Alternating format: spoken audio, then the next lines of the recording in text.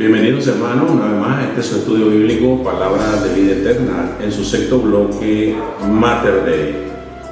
El tema que compartimos el día de hoy lleva por título Madre de Dios, segunda parte.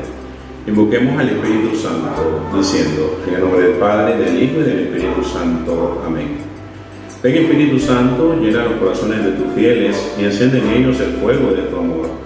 Envía, Señor, tu Espíritu y renovarás la faz de la tierra. Oh Dios, que has iluminado los corazones de tus fieles con la luz del Espíritu Santo, concédenos que, guiados por el mismo Espíritu, sintamos con rectitud y gocemos siempre de tu consuelo por Jesucristo nuestro Señor. Amén. El tema de hoy, entonces, hermanos, Madre de Dios, segunda parte. Recordaba las palabras de un amigo en Cristo Jesús, que me decía: si Jerusalén es la tierra santa, ¿cómo no puede ser santo el vientre y el cuerpo de María? Si Jerusalén es tierra santa porque Jesús pisó esa tierra, ¿cómo no va a ser santa nuestra Madre Santísima si Jesús estuvo ahí 9 meses? Como dice ese canto bello de alfareros: ¿cómo no amarte si llevaste 9 meses en tu vientre a mi Señor? La reflexión que haremos el día de hoy va a estar basada en el Evangelio de San Lucas, capítulo 1, versículo del 35 al 48, donde vamos a meditar en cada uno de estos versículos. Evangelio de San Lucas, capítulo 1, versículo 35. La palabra nos dice: contestó el ángel: el Espíritu Santo descenderá sobre ti y el poder del Altísimo te cubrirá con su sombra. Por eso el niño santo que nacerá de ti será llamado Hijo de Dios. Palabra de Dios. Ante la pregunta de la Virgen María de cómo iba a ser esto si no conocía varón, el ángel contesta que la encarnación será obra del Espíritu Santo, colmando a María con su poder en toda su alma, en todo su cuerpo y en toda su carne, ya que era Dios mismo quien se preparaba morada en María. Imaginemos esto, hermano, como dicen los santos de la iglesia, los padres de la iglesia: Dios, que no puede caber en todo el universo, se hizo embrión y cupo en el vientre de nuestra Madre Santísima, la Virgen María. Y esta sombra que cubre a María es la manifestación de la presencia y la gloria de Dios ya desde el Antiguo Testamento. Éxodo 40, versículos 34 y 35. Entonces la nube vino a cubrir la tienda de las citas y la gloria de Dios llenó la morada. Palabra de Dios. Vemos pues cómo Dios se manifestaba a sus hijos, cómo manifestaba su presencia cubriendo con una nube esa tienda de la cita, que daba a entender que Dios ya estaba allí. Es precisamente esa sombra del Espíritu Santo la que cubre a María, y es ahí, precisamente en ese momento, donde se da el mayor acercamiento de la criatura con su Dios trinitario, ese Dios todopoderoso, ese Dios omnipotente, ese Dios omnipresente, ese Dios omnisciente, ese Dios que no puede alcanzar en todo el universo. Ese Dios escoge a María como su hija, escoge a María como su madre, llenándola de toda su gracia, y ese Dios Espíritu Santo la cubre, la consagra, hace que María quede llena totalmente del amor de Dios. Y aquí se da el primer Pentecostés de la historia. María es la primera Pentecostés de toda la historia, mucho antes que sus apóstoles recibieran el Espíritu Santo. Lucas capítulo 1, versículos 36 y 37. La palabra de Dios nos dice: también tu parienta Isabel está esperando un hijo en su vejez, y aunque no podía tener familia, se encuentra ya en el 6º mes del embarazo. Para Dios nada es imposible. Palabra de Dios. Aquí el Señor, por medio del ángel, le dice a María que su prima Isabel está esperando. Esa Isabel, esposa de Zacarías, ese Zacarías que había recibido la visita del arcángel Gabriel, ese Zacarías que había quedado mudo, ya Isabel estaba en el 6º mes de su gestación. Y esto pone de manifiesto algo más, que las promesas de Dios son verdaderas y que la fe del cristiano debe de llegar al punto de aceptar todo lo que viene de Dios, aunque lo creamos imposibles. Por eso el versículo 37 es uno de los versículos más poderosos que pueden existir desde el punto de vista de la fe cristiana. Para Dios nada es imposible. Para Dios nada es imposible. Nuestro Dios es el Dios de los imposibles. Pero sí, podemos decir que hay imposibles para Dios. Aunque usted lo escuche raro. Sí, para Dios es imposible dejar de amar. Para Dios es imposible dejar de ser misericordioso. Para Dios es imposible dejar de ser fiel. Para Dios es imposible hacernos creer a la fuerza. Para Dios es imposible aceptar el pecado y la injusticia. Y para Dios es imposible dejar de ser ese Dios de amor y de misericordia que quiere la salvación de todos y de cada uno de sus hijos. Por lo tanto, hermanos, aferrémonos, como lo hizo María, a esta promesa de Dios, de que para Él nada es imposible. El problema, la dificultad, la situación que estemos pasando, pongámosela en las manos al Señor, porque si es su santa voluntad, Él todo lo puede. Para Él nada es imposible.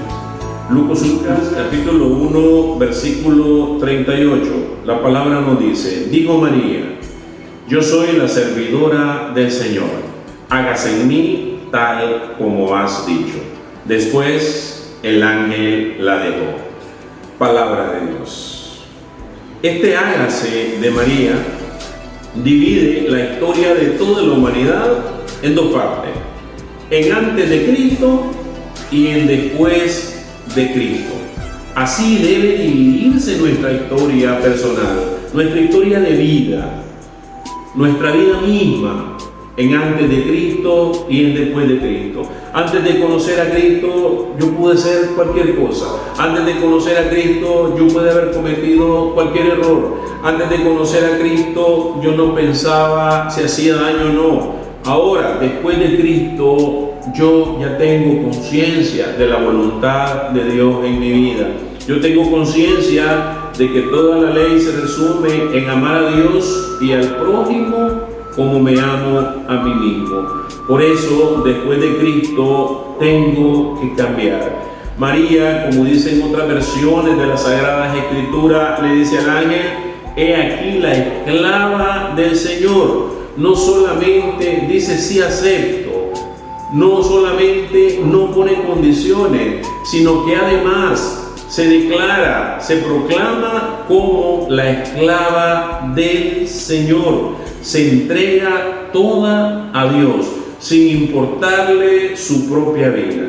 ¿Y por qué digo sin importarle su propia vida? Porque, hermanos, en ese tiempo la ley de Moisés estaba vigente, y el libro de Deuteronomio capítulo 22 versículos 23 y 24 nos dice: si una joven está comprometida en matrimonio a un hombre y otro hombre la encuentra en la ciudad y se acuesta con ella, los llevarán a los dos y los apedrearán hasta que mueran.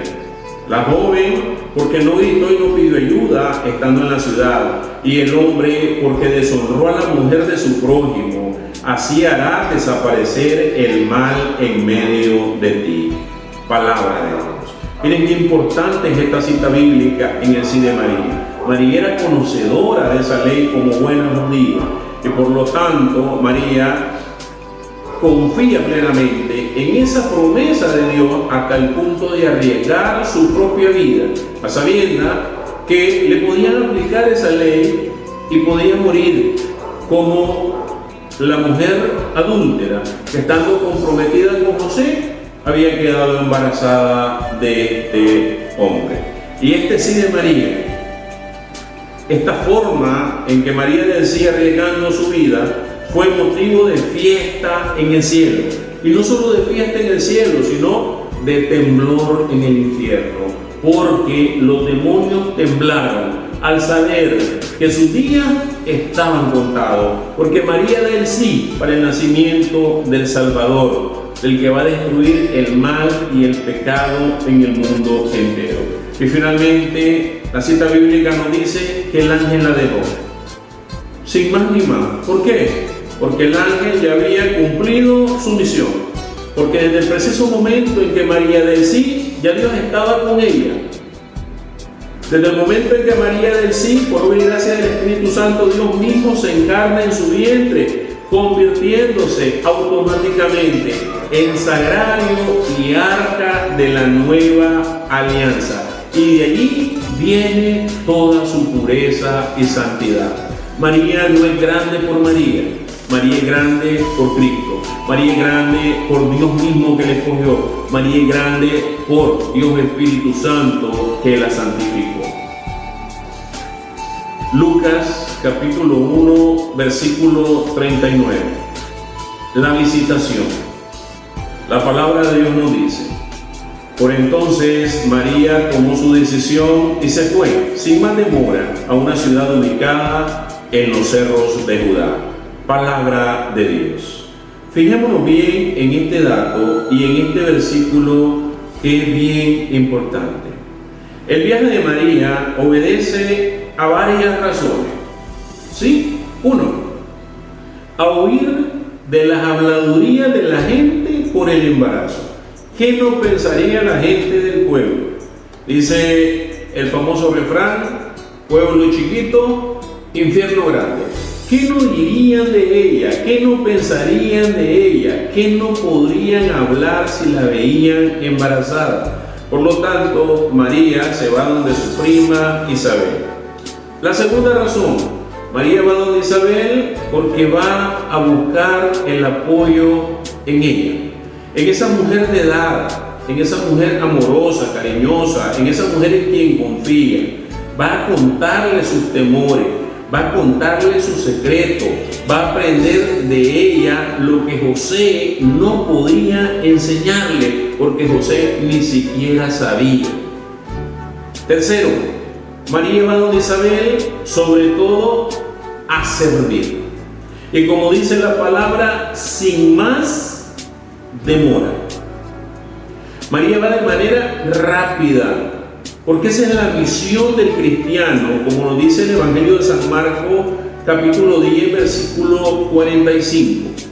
Sepan que el Hijo del Hombre no ha venido para ser servido, sino para servir y dar su vida como rescate por una muchedumbre. Palabra de Dios. Y aquí está otra de las grandezas de María: su humildad y su servicio. Su humildad porque, sabiendo que está embarazada del Hijo de Dios, no exige nada para ella. Y muy por el contrario, en vez de exigir sirvientes y comodidades, se va a servir a su prima Isabel. Y se fue de manera rápida, haciendo 5 días de camino a pie, desde Nazaret a Jerusalén. Nosotros escuchamos, se fue sin más demora a servirle.Nosotros pensamos que María salió, agarró una ruta y a las 10 paradas se bajó y le fue a servir. O pensamos que María salió, agarró un taxi y le dice: a ver, taxi donde mi prima Isabel. No, en ese tiempo no existían esos medios de transporte y la gente tenía que caminar. Y María, para poder llegar de Nazaret a Jerusalén, tuvo que caminar 5 días a pie. Y luego de Nazaret a los cerros de Judá, tuvo que caminar 7 kilómetros cuesta arriba hasta llegar al cerro. Pero fijémonos en algo muy importante en la historia de la salvación. María llega con Jesús en su vientre a lo alto del monte. Y es que en los montes se da la historia del pueblo de Dios. La montaña representa algo muy importante para el cristiano, porque exige que nosotros abandonemos nuestra comodidad. La montaña nos exige que nos demos el tiempo para poder llegar. La montaña significa todo ese esfuerzo que hacemos para subir a la presencia de Dios, para hablar con Dios y para luego de llegar a la altura, quedarnos en silencio y escuchar la voz de Dios. Hermano, en la ciudad todo es artificial. El campesino está más cerca de Dios que nosotros los que vivimos en la ciudad, porque él está en contacto con la naturaleza, y la naturaleza es la obra del Creador. El campesino depende de la lluvia. Nosotros, si queremos agua, nos vamos a la llave, pero el campesino tiene que esperar la lluvia para que se llenen los pozos, para que se llenen las quebradas, para que crezca el grano. Depende del sol para que germine, depende de la tierra, está en contacto con Dios, y ese contacto con Dios lo hace ser más espiritual. Nuestra Madre Santísima se va pues en retiro a la casa de Isabel, y no a servir, sino a ser servida. Lucas capítulo 1, versículos 40 y 41. La palabra de Dios nos dice: entró en la casa de Zacarías y saludó a Isabel. Al oír Isabel su saludo, el niño dio saltos en su vientre. Isabel se llenó del Espíritu Santo. Palabra de Dios. Miren qué linda esta cita bíblica. Qué preciosa esta cita bíblica. Dice la palabra que al llegar María con Jesús en su vientre, Isabel se llenó del Espíritu Santo. Juancito, en el vientre de su madre Santa Isabel, reconoce la visita de Dios. Y no solo reconoce la visita de Jesús, sino que salta de gozo y se llena del Espíritu Santo, cumpliéndose así la promesa que el arcángel Gabriel le dio a su padre Zacarías en el Evangelio de San Lucas capítulo 1 versículo 15, cuando la palabra de Dios nos dice: porque este hijo tuyo será un gran servidor del Señor, no beberá vino ni licor y estará lleno del Espíritu Santo ya desde el seno de su madre. Palabra de Dios. Qué lindo es darnos cuenta que nuestra Madre Santísima nos trae a Jesús, y que nuestra Madre Santísima no solamente nos acerca a Jesús a nuestra vida, sino que además nos transmite el Espíritu Santo, nos llena del Espíritu Santo, para que ese Espíritu Santo transforme nuestras vidas por medio del maravilloso regalo de la conversión. Qué lindo fue ese encuentro entre María e Isabel. Ese encuentro donde solamente con el saludo de María y con solamente escuchar ese saludo de Isabel, Juancito brinca de gozo en su vientre y se llena del Espíritu Santo por la presencia de nuestra Madre Santísima, la Virgen María, la primera pentecostal de esta historia de salvación. Qué maravilloso, hermano. ¿Por qué no podemos reconocer esto en nuestra Madre Santísima? ¿Por qué los hermanos separados se niegan tanto a aceptar a nuestra Madre? ¿Por qué tantos ataques sin razón a nuestra Madre Santísima? Solo por el hecho de que la Iglesia Católica la venera, la respeta y reconoce en ella las obras de Dios. No, hermano, aquí hay algo más. Aquí hay algo más. Y a través de estas reflexiones nos vamos a dar cuenta que es ese algo más. Lucas 1:42. El Evangelio de San Lucas, capítulo 1, versículo 42 nos dice: e Isabel exclamó en alta voz: bendita tú eres entre las mujeres y bendito es el fruto de tu vientre. Palabra de Dios. Miren qué lindo. Las grandes emociones se expresan a grito. Si usted se saca la lotería, pega grito como loco. Si su equipo favorito de fútbol mete un gol, pega grito como loco. Si su equipo favorito va perdiendo el equipo de béisbol y en el noveno inning, en la última jugada, en el último out, meten un jonrón y ganan el partido y te pegan el grito como loco. Porque las emociones se expresan a grito. Y nuestra Santa Isabel no era la excepción. No era la excepción porque luego de estar llena del Espíritu Santo, siente esa emoción y grita. Porque el Espíritu Santo le revela en ese momento a Isabel la misión de los dos niños. La misión de Jesús como Mesías y Salvador. Y la misión de Juan, ese profeta del Altísimo que prepare el camino del Señor, como nos dice Lucas capítulo 1, versículo del 76 al 79. Y tu niño será llamado profeta del Altísimo porque irá delante del Señor para prepararle sus caminos, para decir a su pueblo lo que será su salvación, pues van a recibir el perdón de sus pecados, obra de la misericordia de nuestro Dios, cuando venga de lo alto para visitarnos cual sol naciente, iluminando a los que viven en tinieblas, sentados en la sombra de la muerte y guiando nuestros pasos por un sendero de paz. Palabra de Dios. Esta era la misión de Juan, y esta misión inmediatamente Isabel la reconoce por revelación del Espíritu Santo. Y este Juan no pasa a ser solamente un profeta, no, es el más grande hombre nacido de mujer, como dice nuestro Señor Jesucristo. Nosotros cuidamos las apariencias. Nosotros escondemos los aplausos, escondemos los gritos, ahogamos los gritos, secamos disimuladamente nuestras lágrimas. Pero no, nosotros debemos de aprender a expresar todas estas emociones con alegría y gozo, sobre todo las emociones que nos da nuestro Padre Celestial. Y vean que hay algo muy importante aquí. ¿Qué hace?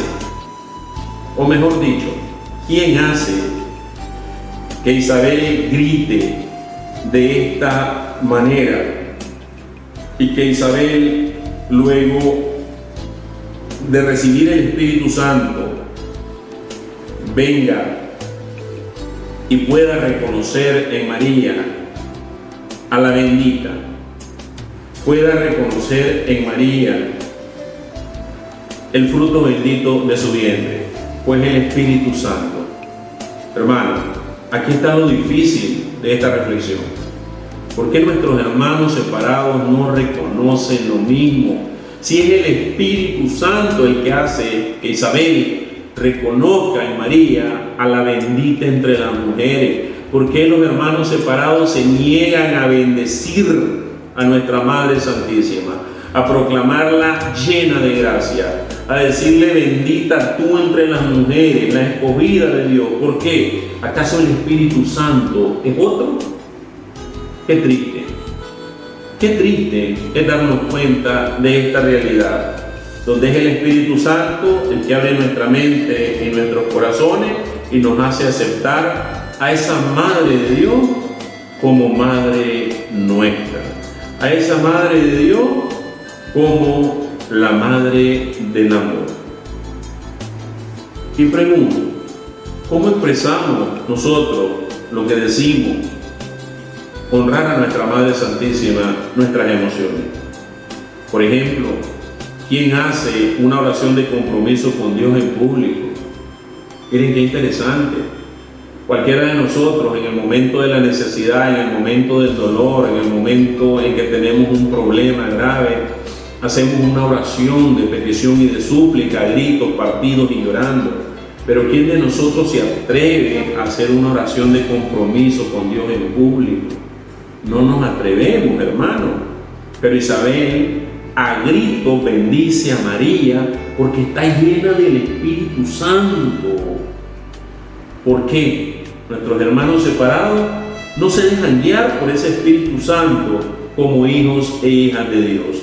Porque la carta de los Romanos, capítulo 8, versículo 14 dice: todos aquellos a los que guíe el Espíritu de Dios son hijos e hijas de Dios. Y nosotros, dejándonos guiar por ese Espíritu Santo, le decimos a María: bendita eres entre todas las mujeres y bendito es el fruto de tu vientre, Jesús. Evangelio de San Lucas, capítulo 1, versículos 43 y 44.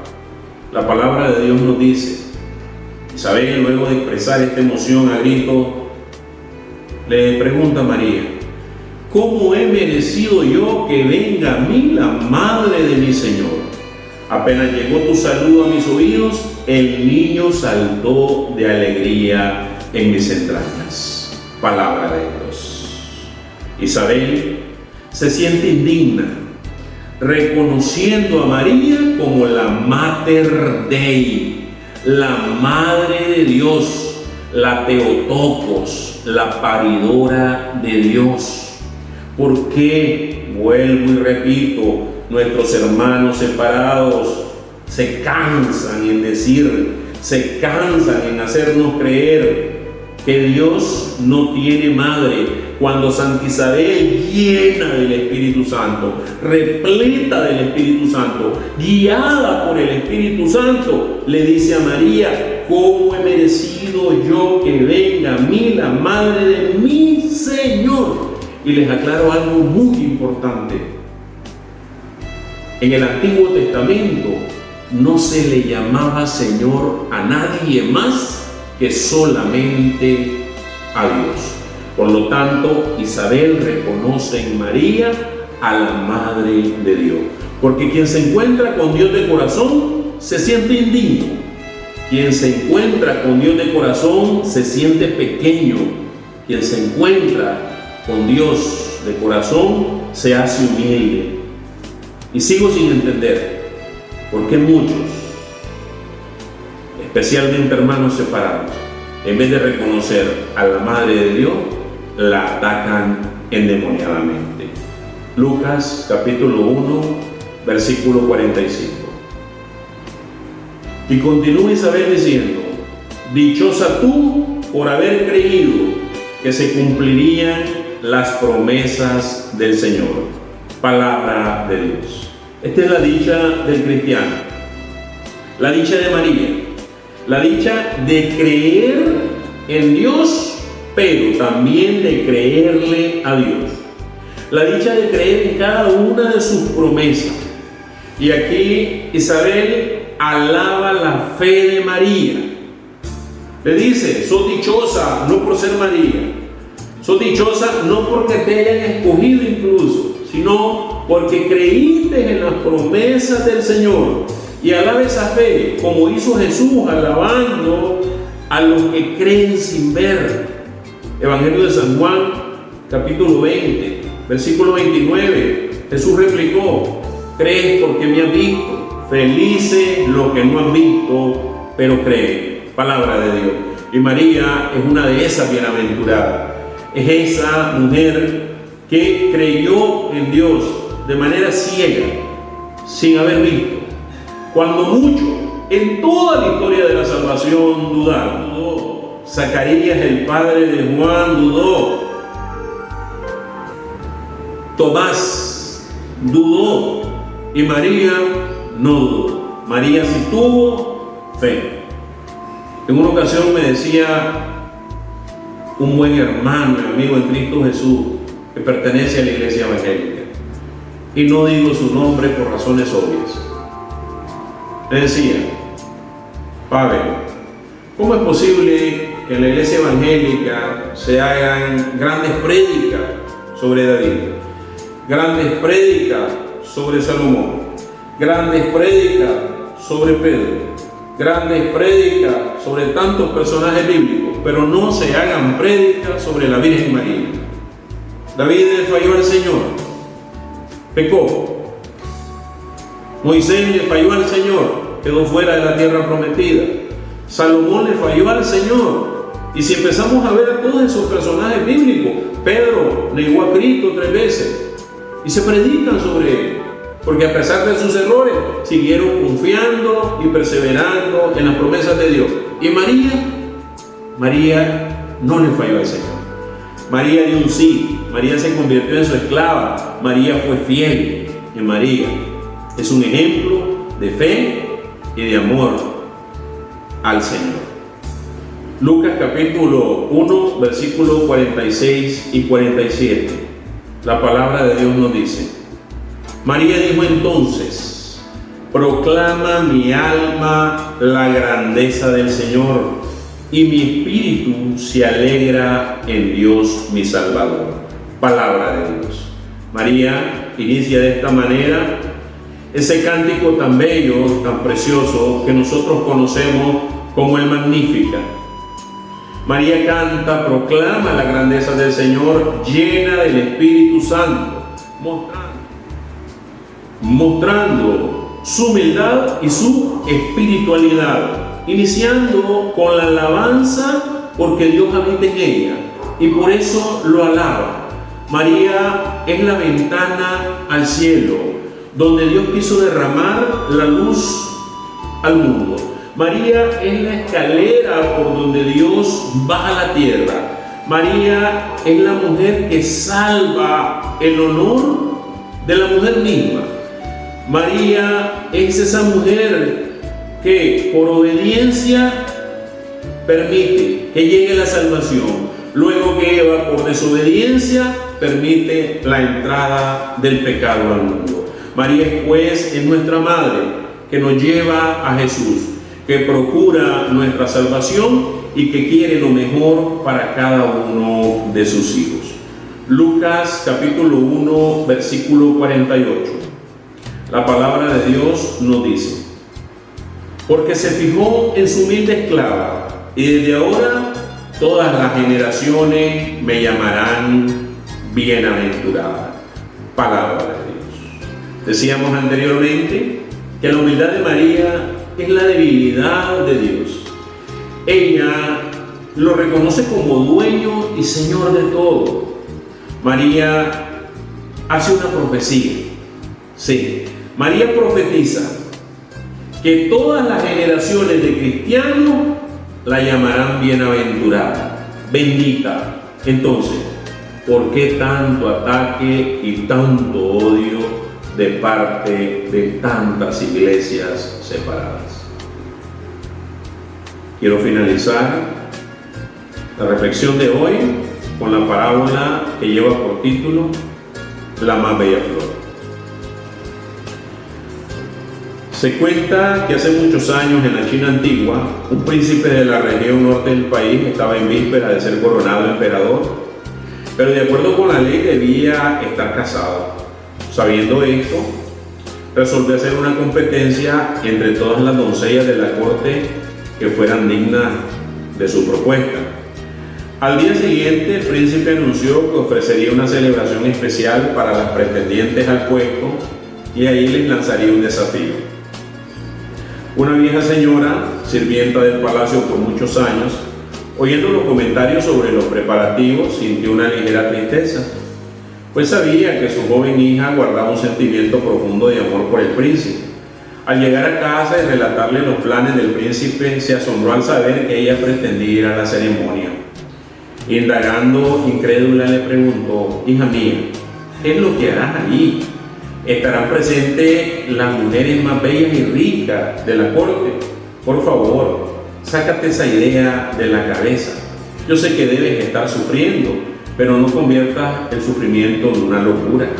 La hija le respondió: no, querida madre, no estoy sufriendo, y mucho menos estoy loca. Yo sé que jamás puede ser la escogida, pero es mi oportunidad de estar cuando menos algunos momentos cerca del príncipe, y esto ya me hace feliz. Por la noche, la joven llegó al palacio y en verdad ya estaban las más bellas chicas, con las más bellas ropas, con las más bellas joyas y aún más, con las más determinadas intenciones. Finalmente el príncipe anunció el desafío: les daré a cada una de ustedes, les digo, una semilla, y aquella dama que dentro de 6 meses me traiga la más bella flor será escogida como mi esposa y futura emperatriz de China. La propuesta del príncipe no se desvió de las profundas tradiciones de aquel pueblo, que valoraba mucho las especialidades de cultivar algo, ya fuesen costumbres, amistades, relaciones, etc. El tiempo pasó y la dulce joven, que no tenía mucha habilidad en las artes de jardinería, cuidaba con paciencia y ternura su semilla, pues sabía que si la belleza de la flor surgiera con la misma extensión de su amor, no necesitaría preocuparse con el resultado. Pasaron 3 meses y la joven intentó de todo, usando todos los métodos conocidos de cultivo, pero no nacía nada. Día tras día ella veía cada vez más lejano su sueño y cada vez más profundo era su amor. Por fin llegaron los 6 meses y no brotó nada. Consciente de su esfuerzo y dedicación, aquella joven le informó a su madre que, independientemente de las circunstancias, iría al palacio en la fecha y hora acordada, pues no pretendía nada más que algunos momentos cerca del príncipe. En la hora marcada estaban allí ella y todas las demás pretendientes, solo que su vasija estaba vacía. Y las otras jóvenes tenían todas flores bellísimas, variadas en formas y colores. Ella estaba admirada, nunca había visto tan bella escena. Finalmente, llegó el momento esperado y el príncipe observó la vasija de cada una de las pretendientes con mucho cuidado y atención. Después de observarlas todas una por una, anunció el resultado e indicó que aquella bella joven, la hija de la sirvienta del palacio, sería su futura esposa. Los presentes tuvieron las más inesperadas reacciones. Nadie comprendía por qué había escogido justamente a aquella persona que no había cultivado nada. Entonces el príncipe les dijo: esta fue la única joven que cultivó la flor que es digna de ser convertida en mi emperatriz, la flor de la honestidad, porque todas las semillas que les entregué eran estériles. Así es que, hermano, si para vencer debes poner en juego tu honestidad, mejor pierde. Siendo honesto, siempre serás un vencedor. Oremos. Padre Santo, te damos gracias infinitas por este regalo maravilloso de nuestra Madre Santísima, la Virgen María. Y a ti, Madre Santa, te agradecemos siempre por ese sí que le diste a Dios Padre Celestial, ese sí que cambió la historia de la humanidad, ese sí que nos trajo a tu Hijo Jesús, a nuestro Dios Salvador, a nuestra vida y a nuestros corazones. Madre Santísima, ora por nosotros, por nuestros hogares, por nuestra familia. Que seas tú, Madre, intercediendo por cada uno de nosotros, sus hijos, delante de Dios Padre Celestial. Todo esto te lo pedimos en el nombre que está sobre todo nombre, en el nombre de tu Hijo amado, nuestro Señor Jesucristo, que contigo vive y reina en unidad del Espíritu Santo y Dios, por los siglos de los siglos. Amén. Dulce Madre, no te alejes, tu vista de mí no apartes, ven conmigo a todas partes y solo nunca nos dejes, ya que nos proteges tanto como una verdadera Madre. Haz que del cielo nos bendiga el Padre, el Hijo y el Espíritu Santo. Amén. Paz y bien, hermanos.